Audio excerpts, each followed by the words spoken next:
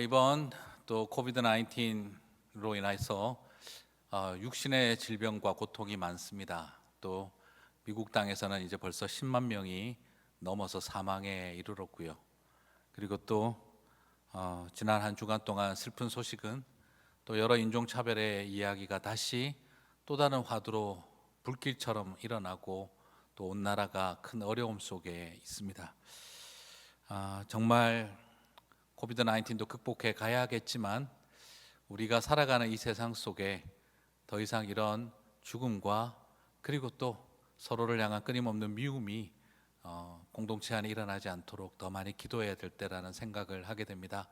이런 때에 우리가 다시 포기하지 않고 믿음의 씨앗을 심고 또 연한 가지를 심는 그런 마음이 저와 여러분 가운데 있었으면 참 좋겠습니다. 에스겔서 17장을 보면 전반적인 내용은 이스라엘의 마지막 왕 시드기야가 바벨론에게 부질없이 대항하고 애굽의 도움을 구하다가 완전히 이스라엘이 멸망할 것이 예언되어지는 내용으로 가득 차 있습니다. 철저하게 멸망하고 무너질 것을 예언합니다. 오늘 표현되어져 있는 표현들은 하나님께서 얼마나 서리빨같이 메시지를 던지는지를 보게 됩니다. 너희는 아무런 도움을 받지 못할 것이다. 결코 피하지 못하리라. 내가 친히 국문하리라. 정말 소위 말하는 하나님이 서리빨 같은 표현들을 다 사용하시면서 남은 유다를 향한 하나님의 징벌에 대한 메시지들이 가득 차 있습니다. 하나님의 백성들이 어떻게 하다가 이렇게까지 되었을까요? 소망 없는 유대의 역사는 마치 영원할 것 같은 백향목이 밑둥치부터 썩어가는 절망의 시대로 표현되어지고 묘사되고 있습니다. 죽어가는 백향목, 뿌리부터 썩어가는 백향목은 정말 에스겔은 무엇을 상징하기 위해서 예화로 사용했던 걸까요? 원래 백향목은 여러분이 알고 계시는 것처럼 이 이스라엘의 토종나무가 아닙니다. 이 백향목은 이스라엘에서는 단 한 그루도 자랄 수가 없습니다. 왜냐하면 이 나무는 뜨거운 사막 지역에서 살아낼 수 있는 나무가 아니라 추운 지방에 더더구나 만년설이 있는 그런 산악 지역에서 자라는 그런 침엽수림의 나무이기 때문입니다.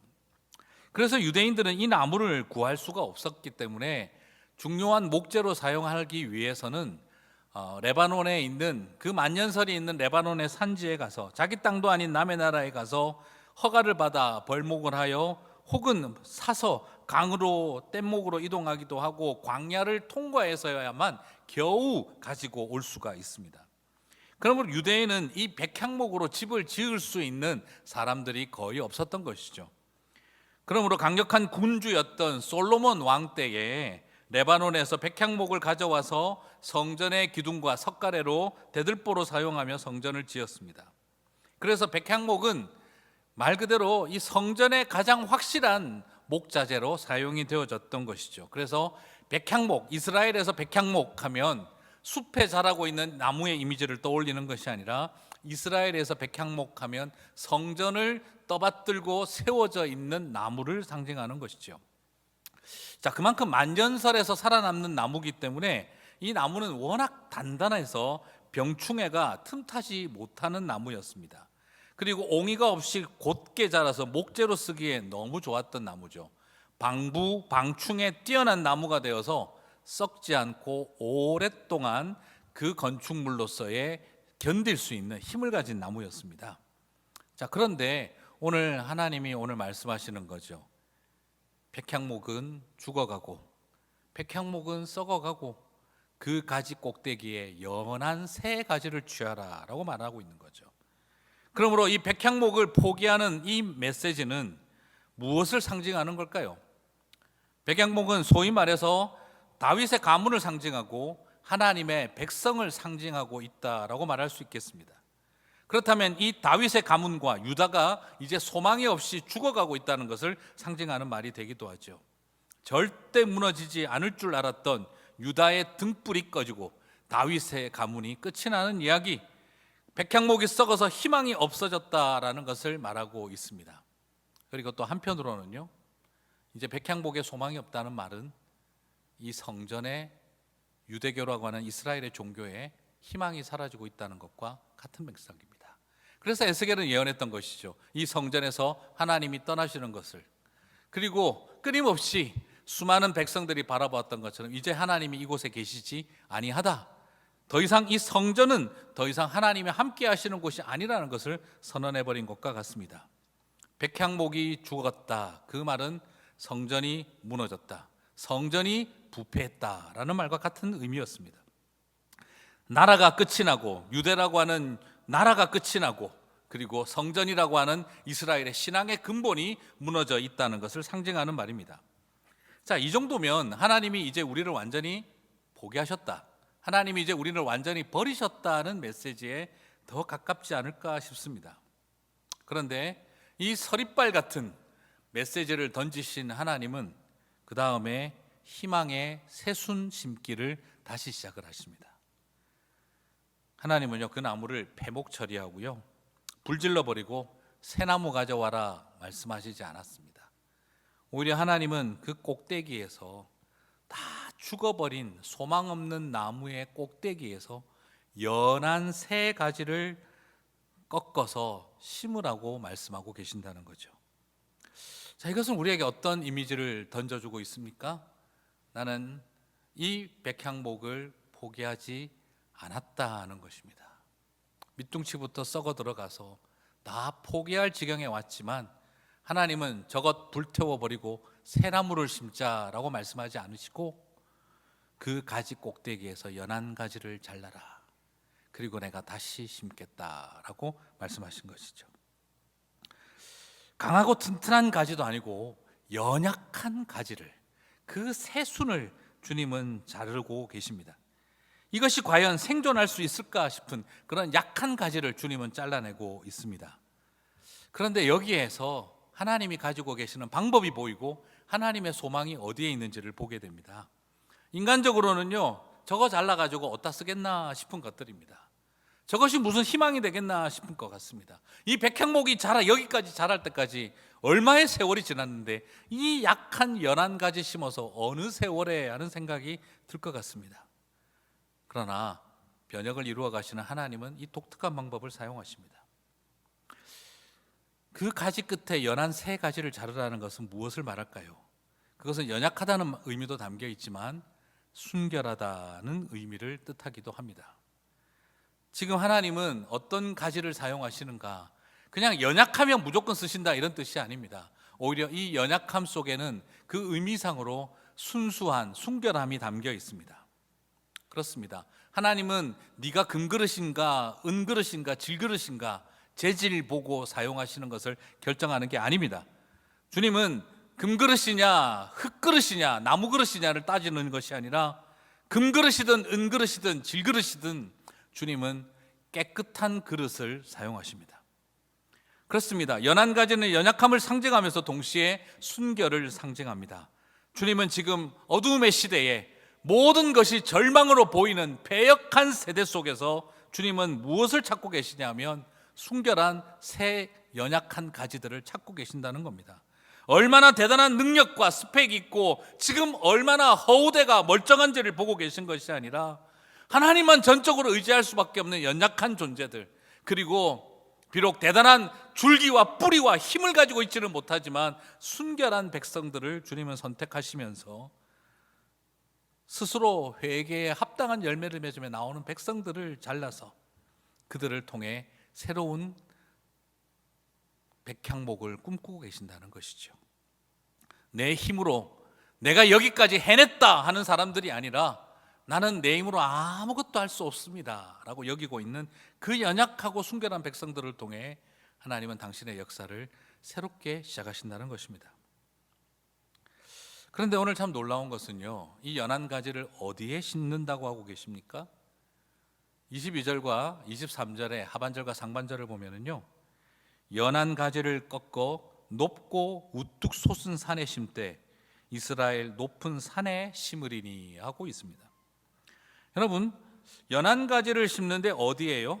이스라엘의 높은 산에, 빼어난 산에 심겠다라고 하고 있습니다. 왜 하필이면 이스라엘 산에 심는다? 이것이 우리에게 갖는 의미가 뭘까요? 여러분, 여기서 중요한 포인트가 있습니다. 이스라엘의 산은요, 아무리 높아도 백향목이 살 수가 없습니다. 튼튼한 뿌리를 가지고 심어놔도 견뎌낼 수가 없는 것이 백향목입니다. 아무리 백향목이 강하고 그리고 굉장히 생명력이 강한 나무라 하더라도 추운 땅에서 생명력을 가지고 살아남지 사막과 같은 광야 땅에서 살아남을 수가 없는 나무입니다. 백향목은 이스라엘 산에서는 자라지 않습니다. 백향목은 만년설이 있고 눈과 비가 많이 내리는 기후대에서 자라는 나무입니다. 그런데 이스라엘의 높은 산에 심으라니요. 하나님이 지금 뭘 모르고 하시는 이야기십니까? 당신이 창조하신 그 모든 백향목이 뭔지 아시는 분이시잖아요. 그 연약한 가지를 잘라서 튼튼한 젊은 나무, 뿌리가 강한 것을 거기에 이식을 해도 견디기 어려운데, 그런데 그 연약한 가지 잘라서 뿌리도 없는 것들을 잘라서 그것을 메말라 있는 이스라엘의 높은 산에 심어 놓으면 과연 이 백향목이 살기나 하겠습니까? 누가 봐도 하나님 이런 척박한 토양에 이런 기후대에 뿌리도 없는 연약한 것을 심어 놓으라는 이야기는 자살행위입니다. 그냥 죽여 놓으시지 뭐 하려고 희망 고문을 시키시며 거기에 심어서 혹시 너가 뭐가 될 줄 아니 하고 갖다 놓으시면 이건 희망 고문이지요. 이건 죽으라는 이야기 아닙니까? 라는 생각이 들 정도입니다. 지혜롭지 못하고 무지막지하고 하나님이 잔인하게 여겨질 만한 상황입니다. 그런데 사랑하는 성도 여러분, 주님은 이 일을 행하십니다. 24절 말씀을 봅니다. 같이 한번 읽었으면 좋겠습니다. 이것이 가능한 이유는 딱 하나입니다. 같이 한번 읽겠습니다. 들의 모든 나무가 나 여호와는 높은 나무를 낮추시고 낮은 나무를 높이며 푸른 나무를 말리고 마른 나무를 무성하게 하는 줄 알리라. 나 여호와는 말하고 이루느니라 하라. 오늘 이 모든 것이 가능한 이유는 딱 하나입니다. 나 여호와는 말하고 이루느니라. 하나님이 이런 연약한 새순을 데리고 하늘을 덮고 새들이 깃들 나무가 되게 하겠다라고 약속하고 계십니다. 뭐하고 똑같습니까? 지난주에 나누었던 겨자씨 같은 그 채소의 겨자씨 같은 것을 심어놓고 하나님은 세상을 덮을 나무를 꿈꾸시는 것처럼 도무지 자기 힘으로는 살아남을 수 없는 그 백향목의 연약한 가지를 잘라 뿌리도 없는 것을 기후대도 맞지 않고 땅도 맞지 않는 그곳에 심어놓고 하나님은 세상을 덮을 나무를 꿈꾸시는 분이라는 것입니다. 이것이 가능한 이유는 딱 하나밖에 없습니다. 우리의 능력에 있는 것이 아니라 우리의 순결함에 있는 것이 아니라 그것은 바로 말을 하시고 이루시는 여호와 하나님의 그 능력에 있는 것을 보게 되는 것이죠. 사랑하는 성도 여러분, 백향목이 죽었다. 이것은 일어나지 않을 일이 일어났다는 말과 같습니다. 이스라엘의 높은 산에 있던 시온산에 세워진 성전이 있는 그 산, 하나님의 전이 있는 그 산에 그 백향목으로 지어진 집은 절대 병들지도 않고 무너지지도 않을 줄 알았습니다. 그런데 하나님은 그것이 썩었다라고 죽었다라고 이야기를 합니다. 절대 일어나서는 안 될 일, 살아가며 꿈도 꾸고 싶지 않은 그 일이 일어나게 될 때 하나님은 그곳에서 연한 가지를 잘라 도저히 살 수 없고 도저히 뿌리 내릴 수 없는 곳에 심어서 다시 하늘을 덮을 백향목으로 살리겠다는 것이죠. 여러분, 오늘 이것은 바로 무엇을 말합니까?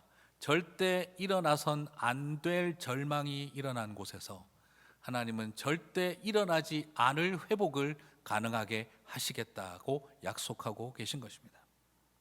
가장 절망적인 상황에서 가장 불가능한 회복을 일으켜내시겠다고 하는 하나님. 사랑하는 성도 여러분, 치명적인 절망에서 불가능한 회복을 바라보시는 저와 여러분이 되시기를 바랍니다. 그것이 하나님 하시는 일이신 줄 믿습니다. 사랑하는 성도 여러분, 오늘 이 말씀을 통해 여러분은 무엇을 보십니까? 언젠가 이루어질 막연한 또 다른 희망 고문일까요? 그렇지 않습니다. 이미 이 일은 벌써 우리 안에서 성취되었던 일입니다. 무너지는 유다를 보면서 무너지지 않을 메시아의 왕국을 예언한 것이 담겨져 있습니다. 오늘 이 말씀에 나와 있는 그 위에 연한 가지는 누구를 뜻합니까? 바로 예수 그리스도를 말합니다. 이 땅에 어린아이로 태어나서 태어날 때부터 머리 둘 곳도 없이 말구유에 태어났고 태어나자마자 살기 위해 애굽으로 도망가야 했고 그리고 끊임없이 연약함 속에서 과연 메시아가 생존할 수나 있겠나 싶은 그런 시절을 보내며 살아남는 우리의 메시아에 대한 이야기입니다. 그러나 이 땅에 예수님 오셨을 때 분명히 연한 가지였습니다. 그러나 로마의 황제가 다스리고 이스라엘의 종교 권력이 서슬이 시퍼렇게 모든 것을 핍박하고 있던 그 시대에 팔레스타인 촌구석에 더더구나 같은 유대인임에도 이방의 갈릴리로 취급당하고 있는, 이방 땅 갈릴리로 취급당하고 있는 갈릴리에서 온 목수, 더더구나 나사렛에서 무슨 선한 것이 나겠느냐라고 들었던 그 나사렛 출신의 목수인 예수 그리스도를 통해 하나님은 이스라엘의 성전을 무너뜨리고 이스라엘의 성전을 사흘 만에 허물어버리고 다시 새로운 성전을 지으시며 하나님의 통치를 선포하셨습니다. 그리고 다윗의 등불이 꺼진 그곳에서 바로 다윗의 자손 예수 그리스도의 등불은 지금도 꺼지지 않은 채 타오르고 있는 것을 우리들에게 보여주고 있습니다. 사랑하는 성도 여러분, 이 사실을 바라보며 오늘 이 약속은 막연한 희망 고문이 아니라 벌써 한번 성취하신 일이고 재림하시는 그날까지 오늘 우리에게도 주신 또 다른 소망인 줄 믿습니다. 절대 일어나지 않을 줄 알았던 일이 일어났었을 때 우리는 절망하게 됐지요. 그러나 절대 일어나지 않을 줄 알았던 일 속에서도 결코 일어날 것 같지 않은 회복을 일으켜내시는 주님을 바라보시게 되기를 바랍니다. 사랑하는 성도 여러분, 절망만큼이나 기적을 기대할 수 없는 자리에서 주님은 그 기적의 역사들을 우리 가운데 보여주셨고 다시 보여주실 줄 믿습니다. 사랑하는 성도 여러분, 예수님을 통해서 이 땅에 새로운 날들에 대한 소망을 보여주신 것처럼 주님은 또한 저와 여러분을 이 땅 가운데 새 순으로 심으시게 하실 줄 믿습니다. 그래요, 오늘은 성령 강림 주일이잖아요. 그리고 성령 강림 주일은 특별히 어떤 날입니까? 교회의 생일이죠. 성령 강림 주일은 이제 교회가 탄생되어진 모든 교회들이 똑같이 가지고 있는 교회의 시작과 같습니다. 성령 강림, 교회가 시작되어진 날, 이런 메시지가 참 죄송스럽기도 하고 부담이 됩니다. 오늘 이 메시지는 우리에게 무엇을 보여주고 있습니까? 백향목이 죽어가던 그곳에서 주님은 연한 새 가지들을 통해 여전히 당신의 교회를 갱신하고 세워 오셨던 것을 오늘 우리들에게 보여주고 있습니다. 이 험한 세상 속에서 출애굽을 시켜내시고 그 연약한 백성들을 이스라엘의 산에 심으셨고, 그리고 또 하나님 예수님을 배신하고 모른다 부정하며 도망다니던 12 제자들, 그 연약한 가지들을 데리고 주님은 다시 이 땅에 교회를 세우셨고, 무너지고 부패한 자리에서 한두 명의 종교 개혁가들이 믿음으로 선포했던 그 이야기들을 통해 하나님은 당신의 다시 새 순과 같은 교회를 시작하셨습니다. 어쩌면 오늘날 이 시대를 살아가며 우리는 또 그런 절망이 있는지 모르겠습니다. 하나님, 지금 백향목이 죽어가고 있는 것은 아닙니까? 그러나 오늘 이 시간 저는 끊임없이 지난 세월 연한 새 가지들을 선택하셔서 이스라엘의 산 위에 심으셔서 절대 살지 못할 것처럼 보인 그 연약한 가지들을 통해 다시 하나님의 백향목을 회복시켜 오셨던 것처럼 주님은 지금도 그리하실 줄 믿습니다. 사랑하는 성도 여러분, 간절한 소망이 있다고 한다면 우리 교회가 그 연한 새 가지가 되었으면 좋겠습니다. 그리고 우리 성도님들이 내 삶의 자리에서 연한 새 가지로 주님이 심어주시기를 믿음으로 축복하고 선포합니다. 결코 쉬운 일 아닙니다. 이를 위해서는 여러분 무엇을 생각해야 합니까? 우리는 마음으로 한 가운데서 결단해야 합니다. 더 이상 허우대 멀쩡한 백향목 살리기에 시간 낭비할 필요 없습니다. 연한 새 가지 붙들고 하나님 앞에 엎드리는 일입니다. 썩은 사과가 가득한 곳에 썩지 않는 사과를 찾으려고 애쓰는 것이 아니라 다시 사과나무를 심는 것부터 시작해야 한다면 우리는 지금 사과나무를 다시 심는 꺾고지 않은 일을 시작해야 합니다. 지도를 보고 읽고 따라가는 것만을 배우는 독도법만 열심히 연구하는 사람들이 아니라 이제 우리는 지도 밖으로 나아가 지도를 만드는 맵 메이커의 역할, 맵 리더의 역할만이 아니라 맵을 만드는 그런 메이커의 역할들을 할 수 있어야 합니다. 그렇습니다. 예수님이 그러셨습니다. 길이 없는 곳에서 길이 되어주셨고, 홍해바다가 모든 것을 틀어막아 있는 그곳에 주님은 길이 되어주셨던 것처럼, 지도를 읽는 법만을 배운 사람들이 아니라 웨이메이커, 맵메이커가 되어주신 예수 그리스도를 따라가며 우리도 함께 이 땅 가운데 교회가 가야 할, 성도가 가야 할 새로운 지도를 만들어가는 저와 여러분이 되었으면 좋겠습니다. 새순을 심는다는 건요, 다시 본질로 돌아간다는 겁니다. 새순을 심는다는 건 우리가 이렇게 멋지게 허우대가 멀쩡한 것을 자랑하는 것이 아니라 우리가 처음 시작할 때 가졌던 그 순수한 본질을 향해 돌아가겠다는 겁니다.